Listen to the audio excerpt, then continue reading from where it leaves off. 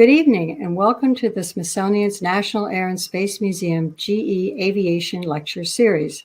I am Dorothy Cochran, a curator in the museum's Aeronautics Department. June 15th marked the centennial anniversary of an individual feat of tremendous courage and a pioneering moment in aviation history.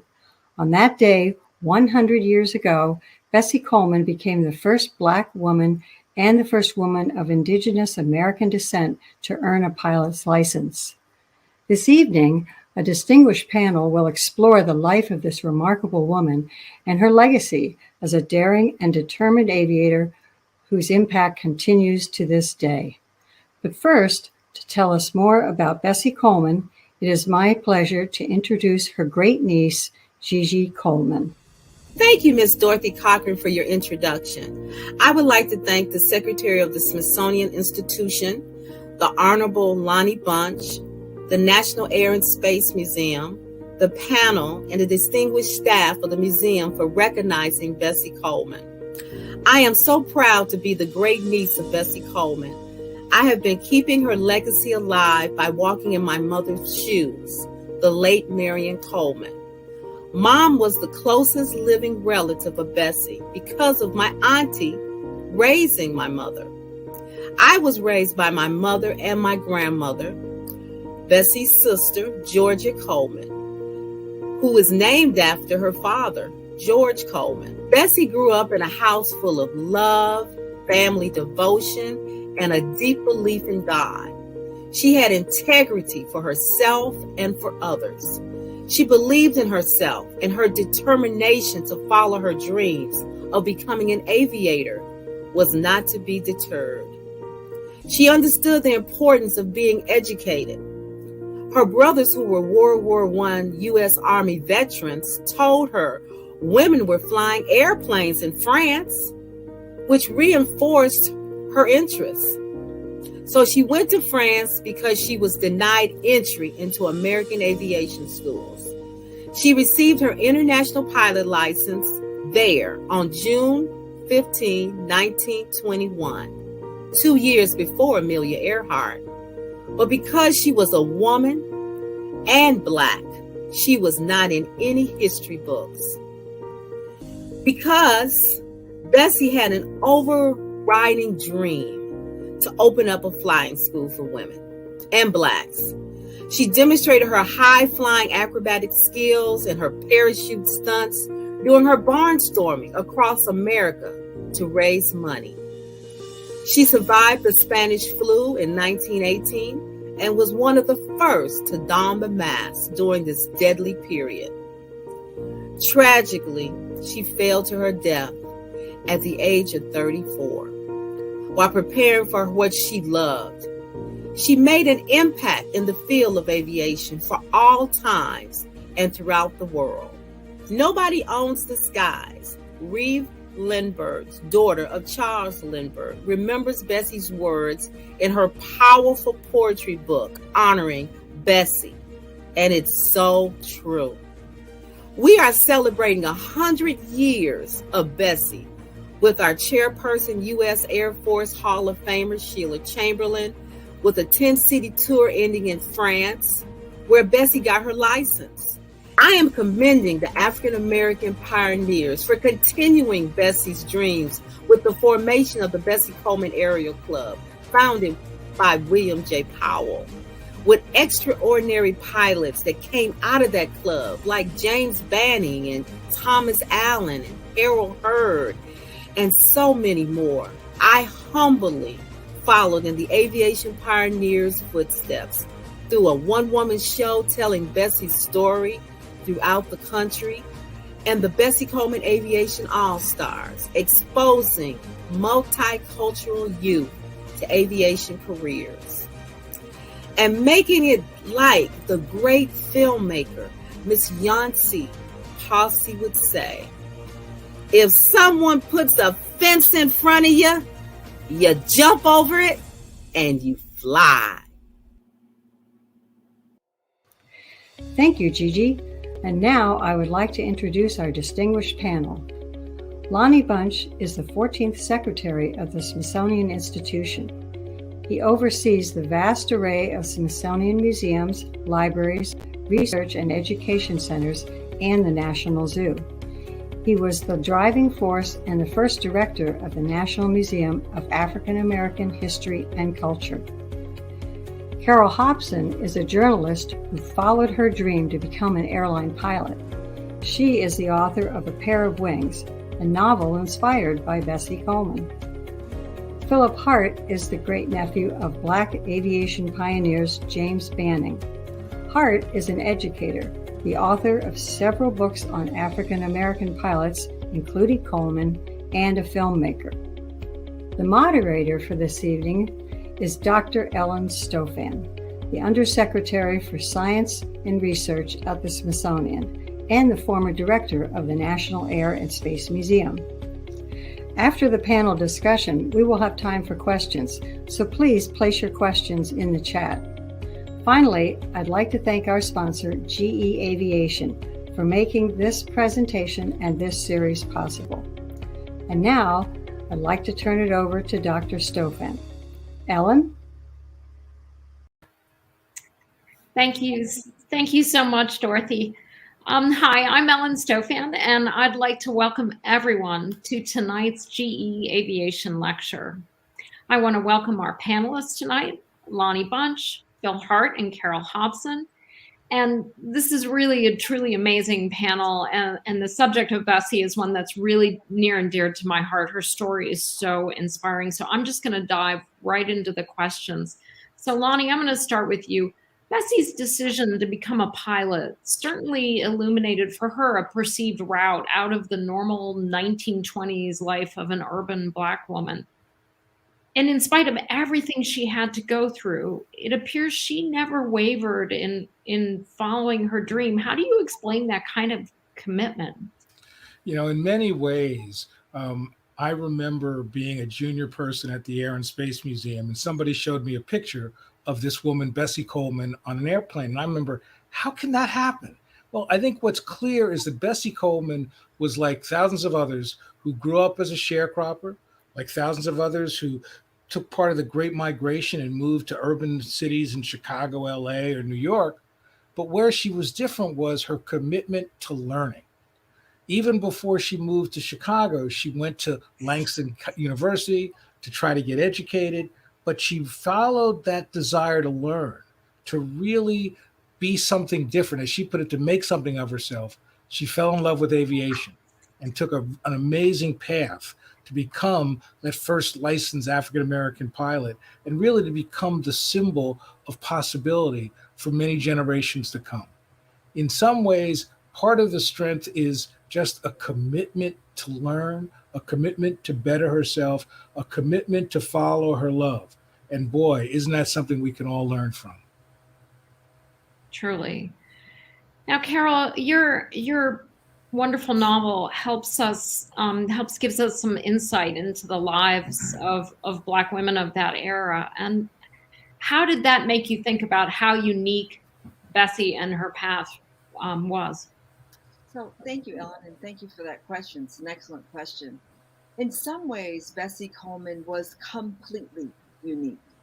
And my husband often says, geez, you know, she must have stood out, both her intellect and her sense of humor and her willingness to pursue something, as Secretary Bunch said, until the end.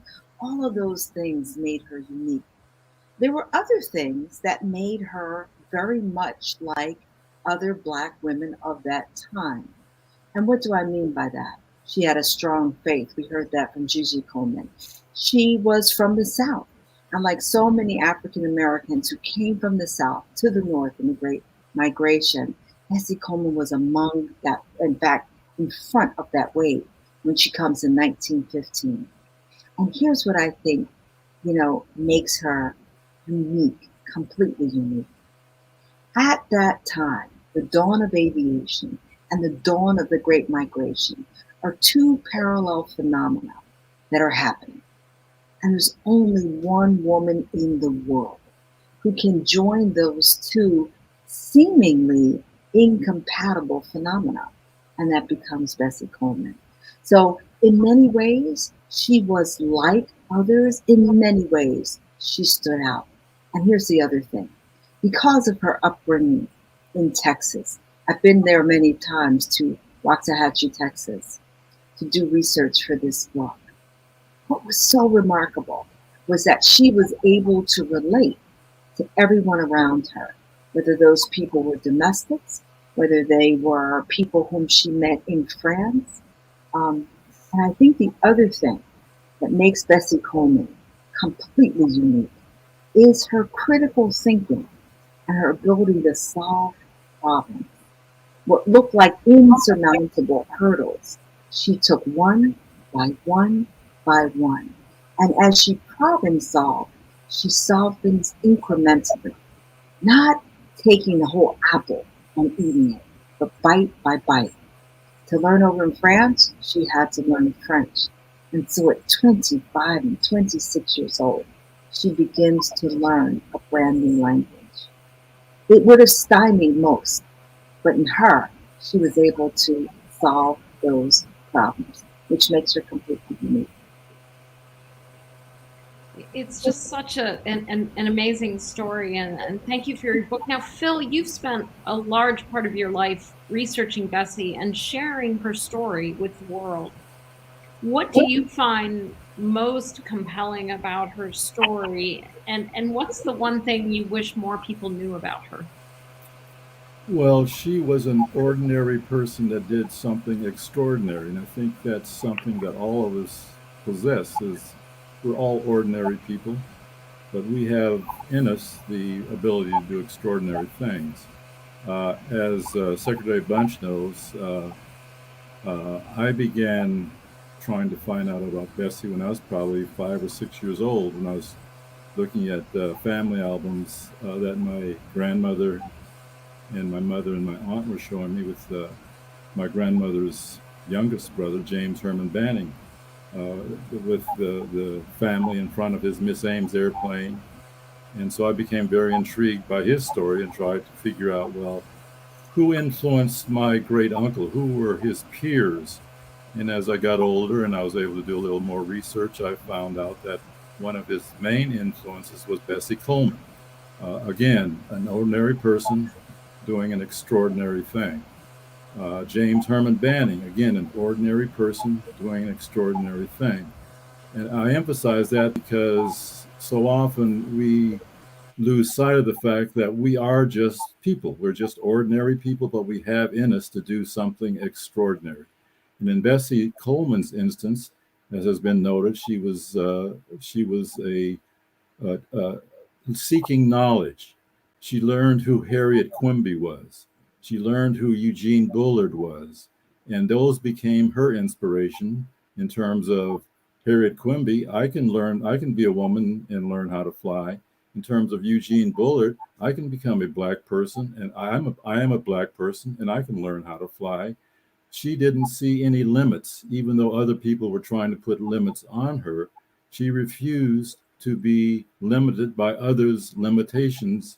And that's what takes an ordinary person into the world of the extraordinary. And she learned French, as Carole said. She went over to France. Robert Abbott, the publisher of the Chicago Defender, was the one who encouraged her to learn French. And he became her mentor. And she learned French, went over to France, learned how to fly, earned her license. She's an extraordinary woman. We should hold her up for that, but we also should take note of the fact that just like Bessie, all of us as ordinary people can achieve extraordinary things.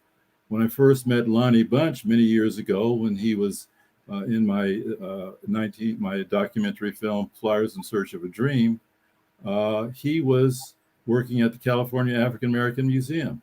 Today, I'm sitting with Lonnie Bunch. He's the first African American secretary of the Smithsonian Institution. Lonnie, again, like Bessie, he's an ordinary person, ordinary guy from New Jersey, who has done something extraordinary in his life. But I think if you ask Lonnie, and if you ask Bessie, if she was with us here today, Lonnie wouldn't say, I wouldn't brag on himself and say, Oh, I knew I was going to become the Smithsonian secretary.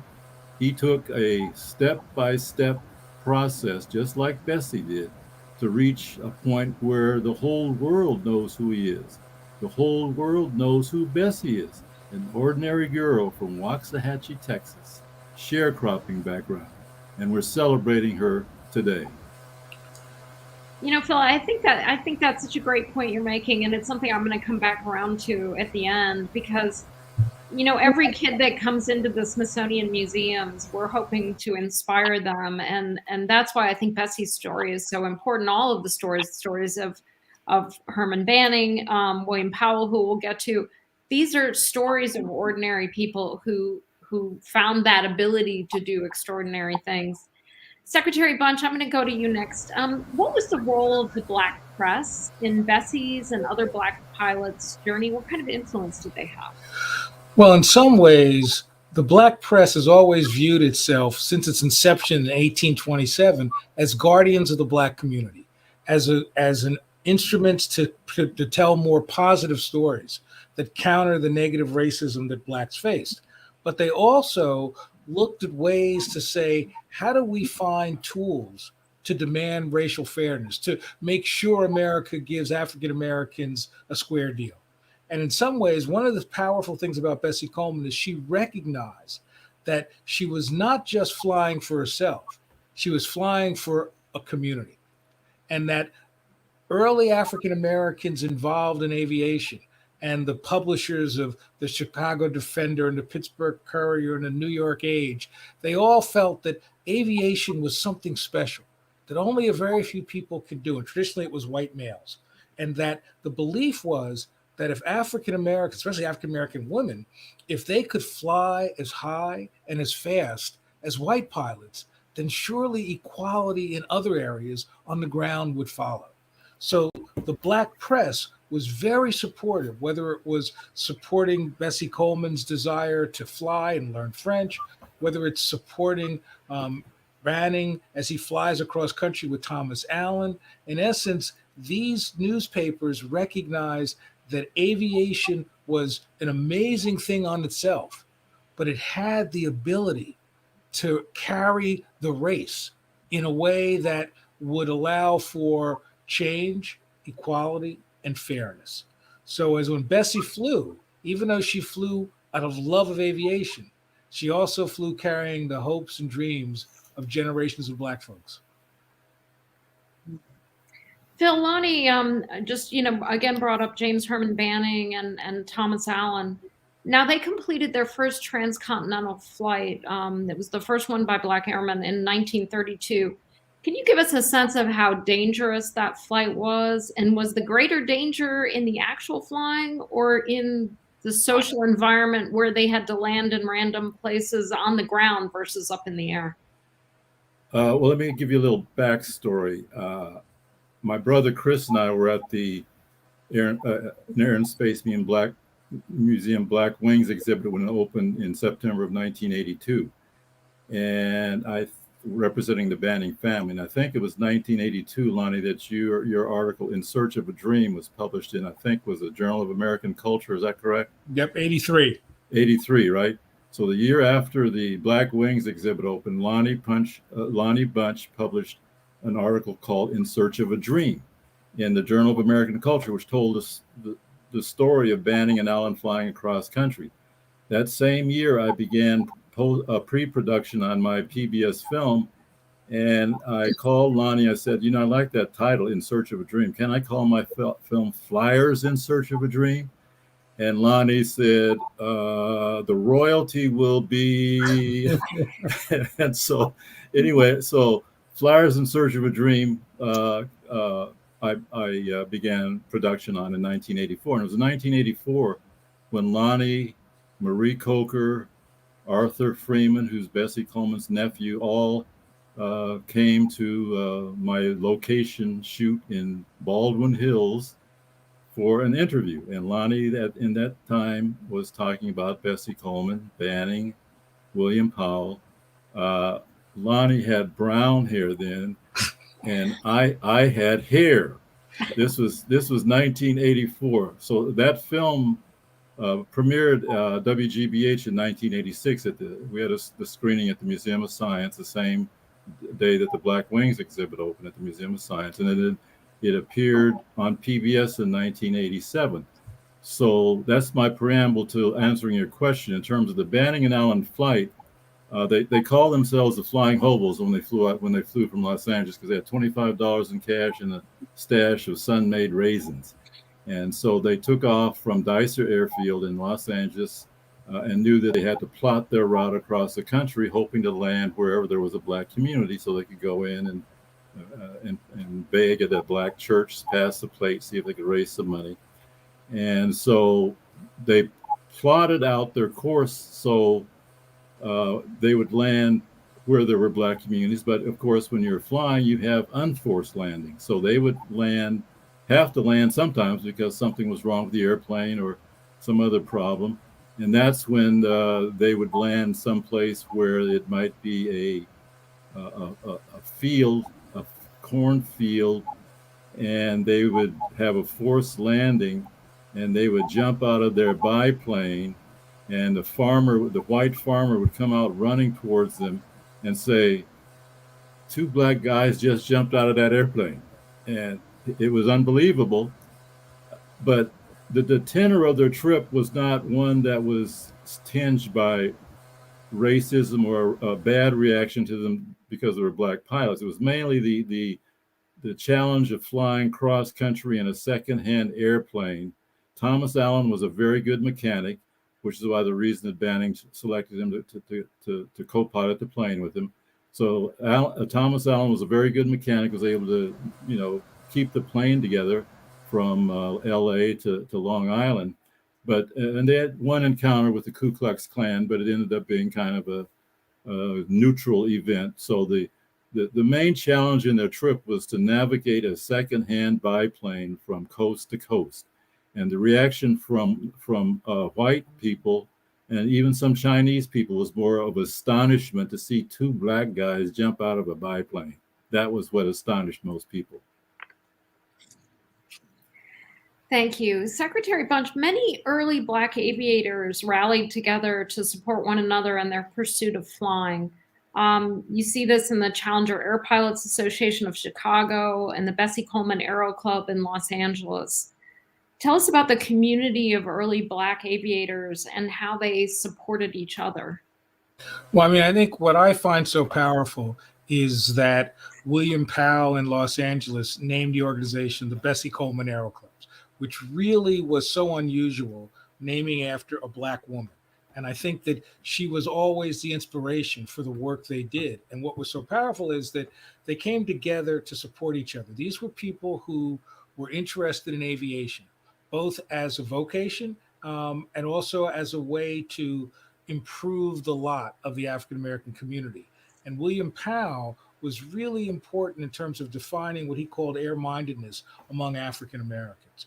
And the hope was that at the very least, African-Americans wouldn't be left behind by this new technology. What's powerful to me is that these groups in Chicago, in New York, and then in Los Angeles also made sure that not only would they support each other, but they'd also encourage the training so they became better pilots. And in Los Angeles, it was really about the whole aviation industry, training mechanics, navigators. So the notion was that this was groups that knew that they couldn't fly in most airports. They knew that white pilots didn't want them sharing their airspace. So they knew they had to come together as a community of aviators.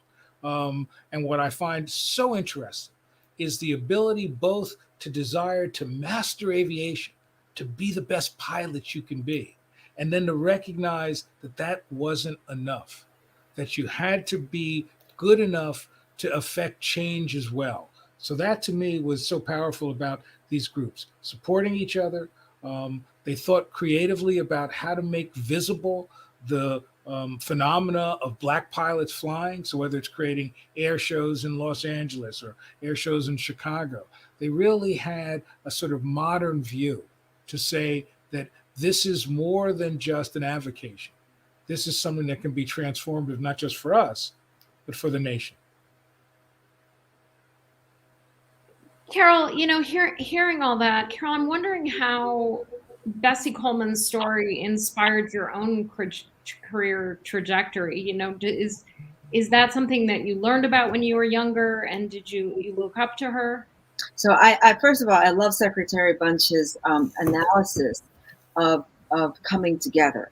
So in the industry now, the Organization of Black Aerospace Professionals, I consider that my fraternity, if you will. And I say fraternity because there are still so few women. But all of the people that I've met there have encouraged me, and I love to say I am the house that OBAT built. I want to answer your question specifically, Ellen, because it's key to my own development. I feel like we have to look back in order to bring the future to bear. And so I had no idea that Bessie Coleman existed until I was 34 years old. That's the same age Bessie Coleman was when she died. It's the same age that Mae Jemison says that she learned of who Bessie Coleman was. And what I find so fantastic is that I have been to the University of Virginia, St. Louis University, and Madrid. I have been to Columbia University. Arguably, I was a well-read Black woman who had never, ever heard of Bessie Coleman in any history book or any book I had ever read. And I remember thinking to myself, who in the world hid her from me? And here's how I learned who she was. Before I quit my job, I was an executive with a retail company and a cosmetics company after that. And before I quit my job and went to flight school full time, I went to a Women in Aviation convention and an organization of Black aerospace professionals. And a girlfriend of mine gave me a coffee mug, just a regular coffee mug. And on one side, it had the same exact picture. And on the other side, it had 50 words that changed my life. It was about Bessie Coleman, who she was, where she was born, and what she did. And at age 34 years old, I was so enthralled by what I held in my hand, which was this woman's life story. I knew that I could do it. And so at age 30, I think I was 34 when I quit my job and went to flight school full time. And I would not probably have, not necessarily not have had the courage to do it, but not with just the gusto and confidence had I not learned about Bessie Coleman's story. And it was at that moment that I decided that I wanted to do something in order to make sure that there were other Black women, that there were other women, that there were other men, that there were other people who didn't know her story, so that they could find out who she was. There was a universality in her story. There was a confidence in her own DNA. And it was so inspirational to me. I knew it was a story that needed to be told more widely. And so I wrote the book, and my goal is book. People love movie, and I want to send 100 Black women to flight school. In the United States, there are 100,000 people who fly like I do in our flight decks in the U.S. We deliver cargo, we fly people, we fly for the military. And of that number, about 2 to 3% are African American. Of that number, less than 7% are women, single digits on both. And those numbers have moved incrementally in the last 2 decades. For 100 years since Bessie Coleman flew. And here we are almost at the same place. Something has to be done, and we have to change it. Now's the best time. There's a pilot shortage, and I believe now is the time to affect change. Carole, can I push on that? Like, why do you think those numbers are so low? Do you think it's discrimination, lack of outreach? I mean, why are we all not learning? I learned about Bessie Coleman when I started working at the Air and Space Museum, and I was crazy angry. Like, how could I not have heard of this woman? So is it a lack of role models? Is it pilots' lives are kind of crazy? Is that hard for families? But because if we know what the causes are, we can start to really change those numbers because they're so appallingly low. So it's all of those things, right? But at the core of the reason why I think that there's so few Black women who fly for a living, and there's so few African Americans, so few women, in the single digits. I believe it's twofold. We used to have the military that supplied our nation's airlines with pilots. And about 2 decades ago, we started fighting wars differently. And so we had less pilots who were at the ready to go into our nation's airlines. So that began the change. And then subsequently, it's an exposure and it's a financial gap that keeps many people out of that flight deck. But let me go back a little bit further. So if you say, geez, why aren't there more women judges? Why aren't there more women engineers? Why aren't there more women doctors or lawyers or architects? When our nation's graduate schools are approximately 47% women, why is it that our C-suites are 2-3% women? Or, 1 or 2 Black women of note who are in that C-suite running organizations. So these are some of the things I think that ponder our society and are bigger questions when it comes to aviation specifically. It's exposure and it's money. So to get a pilot from zero to hero, or as I like to say, from zero to shiro, it's probably somewhere in the neighborhood of $150,000 post-college. And that's a lot of money.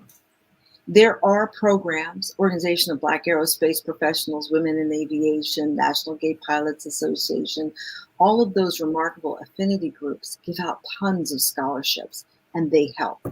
One of the biggest things is getting young people and exposing them to how they do this. I didn't get to fly until I was in my late 30s. I had no idea that one could pursue civilian aviation. I went through my program like crazy.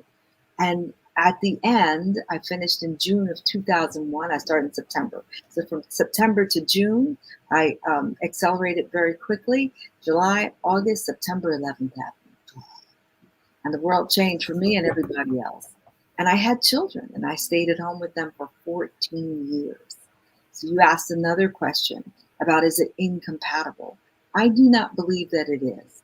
I think if you start and you're very senior in an airline, you can make up your schedule. It's a remarkable way to live.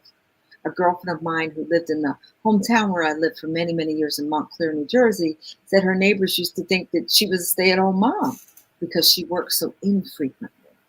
There are some remarkable opportunities in aviation, but there are 2 things that still keep us at bay, and that's how much it costs, and before you even get there, it's exposure. And I think that we can make waves with this. Yeah. I do. I think we definitely can. Phil, as an educator and a documentarian, much of your work involves preserving the legacy of these early Black aviators. And you even wrote a children's book on Bessie Coleman. How do you think her story resonates with children today? Well, before I answer that, let me kind of reference Carole's remarks, because her remarks show us how visionary somebody like William J. Powell was, who understood in the early days of aviation as an industry that this was going to be a big industry. And so we can't diminish his role in terms of seeing what was ahead and trying to pick up on Bessie Coleman's dream of starting flight schools around the country. And so in 1929, he and Irwin Wells and others founded the Bessie Coleman Aero Club in Los Angeles, essentially the first Black-owned flight school in the world. But to reference your question, I've written 2 books for young readers about Bessie Coleman. And again, I have a lot of backstory, so I'll try to be brief, because I told earlier about when my film Flyers in Search of a Dream aired on PBS in 1987. One of those individuals who watched the film in St. Johnsbury, Vermont, was Reeve Lindbergh, Charles Lindbergh's youngest daughter, who's an author of children's books. She was so taken by these Bessie Coleman, James Herman Banning, William Powell, and all the others that I spotlighted, because she had never heard of them, but they were peers of her father, Charles Lindbergh. And so she called me up and said, these would make great children's stories. And I was at University of Massachusetts, Boston, and I was a professor. And I had written books for academic audience and the general audience, but I'd never written a children's book. So she said, these would make great children's books. So I told her I'd never written a children's book. So she said, I'll find you a publisher. So she found Lerner Publishing Company in Minneapolis, and they published my first children's book, Flying Free, America's First Black Aviators, in 1992, which was won a lot of awards, got a lot of recognition. Reeve wrote the foreword to that book. And at this, you know, and you can see James Herman Banning and Bessie Coleman on the photo on the book cover in the Chicago Challengers Club. And like I said, Reeve fell in love with Bessie Coleman. And so my publisher, this book did so well that Lerner said, we want you to do a second book for young readers on Bessie Coleman. So I said, okay. And so my first book, Up in the Air, the story of Bessie Coleman, came out in 1996.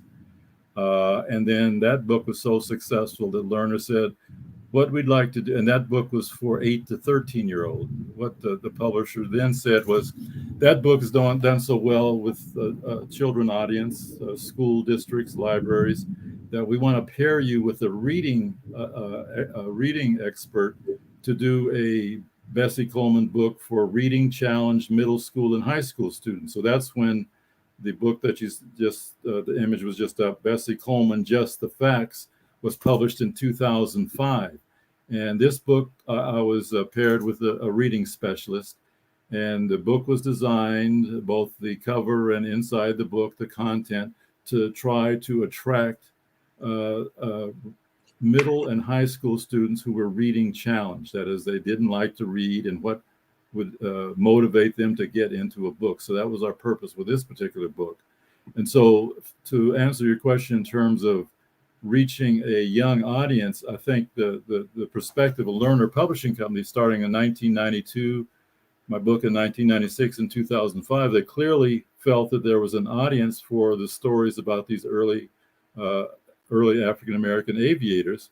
In my 1992 book, I tried to tell stories of several of them. I had a chapter on Bessie Coleman, a chapter on Banning, a chapter on Powell, and it was a chapter on Bessie Coleman that then the publisher came back to me and said, can you do a children's book about Bessie Coleman specifically? And so, like I say, Up in the Air came out in 1996.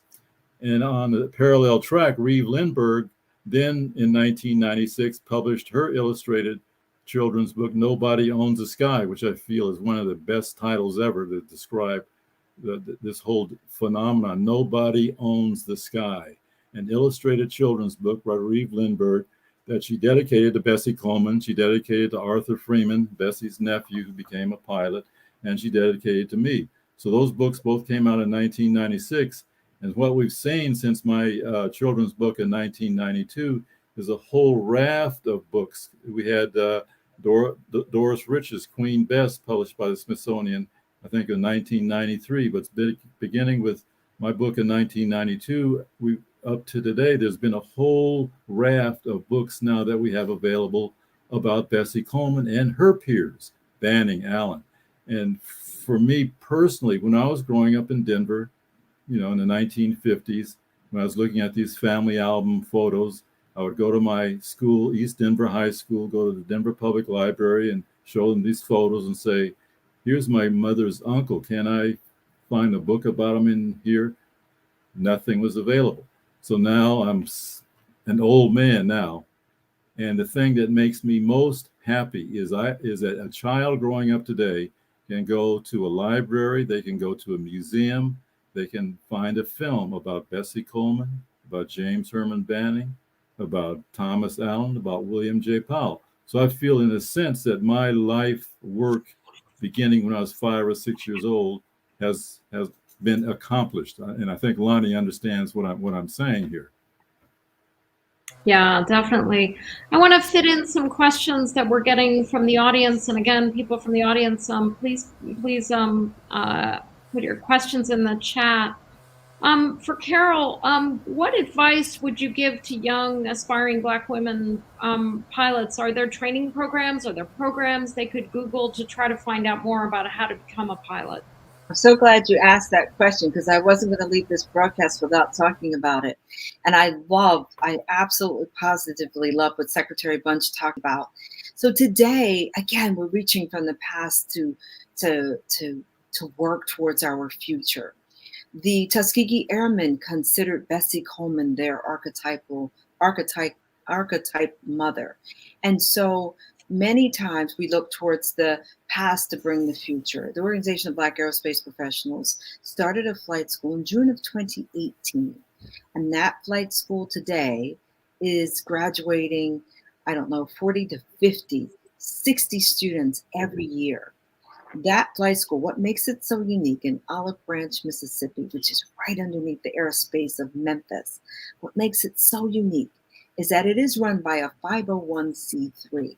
So that begins to chip away, Ellen, at one of the first things that we talked about, which is how much things cost. So instead of $150,000, we can get someone from zero to hero, zero to hero in about $50,000 to $70,000. And what's remarkable about that, that's a big sum, that's a big number, but that's money that we can find. Twice that, 3 times that, it gets very hard to dig up that money, especially when students have college. And one last thing about Organization of Black Aerospace Professionals in that flight school. One of my mentors there, a gentleman who's managing that flight school every day, was a 44-year captain at FedEx, Captain Albert Glenn. He says in the beginning of the pandemic, we were having a hard time getting Black students to the airport. That's that exposure piece I talked about. And now because of technology like the program that we're doing today, we are in students' living rooms. And so that exposure piece, we're chipping away at that. Stories about the pilot shortage, that's chipping away. Where can you get started? You can join Organization of Black Aerospace Professionals, Women in Aviation. Join, get involved, apply for a scholarship. Women in Aviation, we give out tons of money. And every single year, we're eager to bestow that money on students. Excellent. We have a question from the audience where they want to know if Bessie ever flew at the Cleveland Air Show, and what was a little bit more about the story of her air show experience. Phil, I don't know if you can. Well, I don't think she ever flew at the Cleveland Air Show, as far as I know. When she returned from France with a license, she flew at an air show at the Checkerboard Airport outside Chicago, and that's where in my film, her nephew Arthur Freeman recounts that he was 8 years old when he saw her fly at the Checkerboard Airfield. She flew in air shows around the country, and as Carole has referenced, and Gigi referenced in her opening remarks, she died in Jacksonville, Florida on April 30th, 1926, when she was prepping for an air show in Jacksonville. But she flew in air shows around the country because that was one way for her to raise money to try to realize her dream of organizing flight schools in different cities. But to that specific question, I can't answer definitively if she ever flew in Cleveland, but she may have. Carole, I think we've got you muted. Back yet? Yes. Okay, great. So she did fly in Columbus, Ohio. I had the good fortune of being out at Ohio State University last week. And after she had a terrible accident, 1923 in California, she comes back and her career is at a stall. And she's for the first time probably in her life, the level of vulnerability had begun to pose around her. She had a terrible accident. She had to recover. The femur, longest, strongest bone in the human body, was broken. And she had to get her career, her body, and her mind back on track. A letter out of nowhere came to her, one from the governor of the state of Ohio and the other from the mayor of Columbus. And she did a flight in Columbus on the day that she was scheduled to make the flight. Terrible rainstorm happened. At the same time, the same day, the Ku Klux Klan was across town, and they were scheduled to have what was known as a conclave, and the rain washed them out as well. Weather came back, she made her flight and left Columbus. But I don't know about Cleveland, but Columbus was definitely on her list of air shows that she did. Let me add too, Alan, that in terms of the point that Carole made about Bessie's crash in Santa Monica, it was in 1924 in Santa Monica, and she's again prepping for an air show. But the point I want to make there is that she first went up to Oakland before she came down to Los Angeles, but she had corporate support. Coast Tire Company was her corporate supporter. And as we think about firsts, that was probably the first time that a Black pilot had received corporate support. Because the thing to keep in mind is that the reason Charles Lindbergh could fly across the Atlantic in the Spirit of St. Louis was because of the corporate support that he had. The Black pilots like Bessie, Coleman, and others did not have corporate support. So that's a singular achievement on her part. In 1924, they were able to have convinced Coast Tire Company to be her corporate support. And that, unfortunately, she did have an accident prepping for an air show in 1924 in Santa Monica. But that's another first that should be noted in terms of that corporate support angle. Now, it appears that none of the next generation of Black pilots actually saw Bessie Coleman perform. How did they learn about her? Was it through the Black press? Well, Arthur Freeman, her nephew, was a next generation. He saw her at Checkerboard Field. William Powell lived in Chicago, so Lonnie, I'm still looking for documentation to see was William Powell actually at that air show in Checkerboard Field in 1922. But I suspect that he may have been, but I haven't found any documentation yet. The Chicago Defender, as Lonnie mentioned when he asked him the question about the Black press, is still a very good source of archival material of activities at that time. So I'm searching their archives currently to see if William Powell may have been at that Checkerboard Field air show in 1922. They obviously knew who she was, though, because of the Black press, the Chicago Defender, the California Eagle, New York Age, Pittsburgh Courier, as Lonnie mentioned. They all knew who she was, just like Bessie Coleman knew who Eugene Bullard was because of his coverage in the Black press. Lonnie, I'm gonna go to you for the last question, and we have more questions. Thank you so much for the audience. We have more questions in the chat than we have time for, and I urge everybody to go find these books, these great books about Bessie Coleman, to learn more about her. Lonnie, as demonstrated by this conversation this evening, Bessie's story has inspired so many people, but there are still so many students and adults who don't know her story. Those of us who are finding out about her way too old. What can we do to elevate her story and preserve this legacy? I always say I want every kid to know her name along with Amelia Earhart's and Charles Lindbergh's. What is our role at the Smithsonian, and what do you think we can all do to get her story out there? Because it's so inspiring.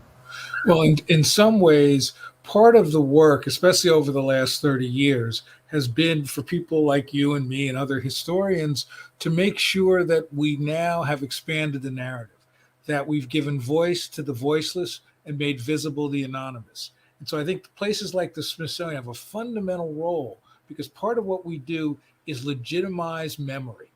And in essence, as we make sure people understand that reveling in Amelia Earhart and Charles Lindbergh and many others is crucially important, but it is incomplete without Bessie Coleman and William Powell. And so in a way, part of the challenge for us is to tell these stories on two levels. On the one hand, to tell the story so that we really understand it from the perspective of a Black community, of Bessie Coleman. But the other challenge is to make sure people understand what that means for all of us, so that these aren't ancillary stories, but rather they are central to the evolution of aviation, central to the evolution of racial change in America. And so in essence, the challenge for us is to tell these stories in ways and in a variety of platforms, whether they be books, films, museums. And I have great confidence that we now have generations of scholars who are really interested in telling these stories that should be better known. And I think the work, like Carole's book, is so important. And so I applaud what she and Phil have done for years, which is to make sure that we as a country do a better job of remembering. Thank you, Lonnie. And when we look at those numbers of how few women pilots there are, how few Black women pilots there are, you know, Bessie's story is really critical for inspiring that next generation. I want to give a huge thank you to our panelists tonight, to Carole Hopson, to Phil Hart, to Secretary Lonnie Bunch, and of course, a really big thank you to GE Aviation for sponsoring our GE Aviation lecture series at the Smithsonian's National Air and Space Museum. Our next GE Aviation lecture is one that I know no one will want to miss. Top Gun, Then and Now will be on November 30th. Register on the National Air and Space Museum's website, and you might just get a glimpse of the former Top Gun, Chris Brown, who's the Deputy Director of the Air and Space Museum and the Acting Director of the museum. So thank you all so much for joining us tonight. And again, a huge thank you to our panelists for tonight's amazing, interesting discussion.